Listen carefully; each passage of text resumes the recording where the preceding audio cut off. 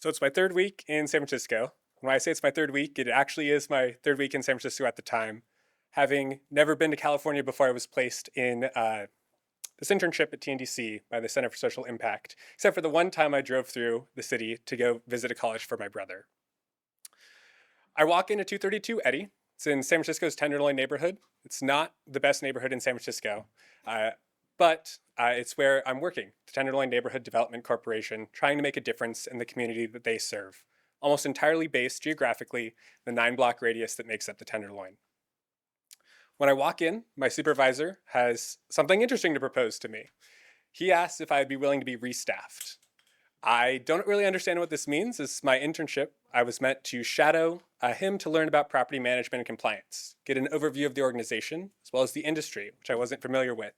Instead, he says, as often happens in the industry, there's an urgent need for you to staff a project team, staffing the lease up of 626 Mission Bay. 100% affordable housing project, San Francisco's Mission Bay neighborhood. Due to delays in its construction, it had opened just a few weeks ago, but needed to lease up by the end of the year, otherwise it would face steep financial penalties. Given the standard hiring timeline at our company, I was the prime candidate to step into a role as I was already placed in an internship with TNDC. Seeing the opportunity to step up, I enthusiastically said yes, and then followed up with, I don't know what I've said yes to, please explain. And so the next day I meet with my new manager, and she gives me a rundown of how affordable housing works on the ground in San Francisco. In San Francisco, affordable housing is regulated by the city, and one of the requirements to be on an affordable housing waitlist or an applicant to an affordable housing unit, so you have to live and work in San Francisco to start with. It's not necessarily a requirement, but it's a preference, and the preference has so many people in it that almost no one who doesn't already live or work in San Francisco qualifies for what we call affordable housing in the city. What that meant for me is that every day I was meeting with folks who already lived or worked in San Francisco during what we call the income verification process, learning about their lives, collecting their income data, and seeing if they qualify in the narrow bands required to fill a unit in this affordable housing building.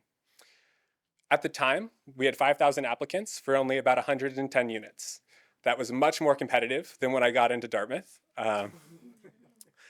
And what I quickly found as I was doing these intake interviews is that rather than many of my experiences at Dartmouth, it was easier to deny someone than it was to accept them. For every 4 applicants that I met with in person, 3 I had to say no to as they did not fit within the bands, and 1 I was able to pass along to our compliance team for a final check.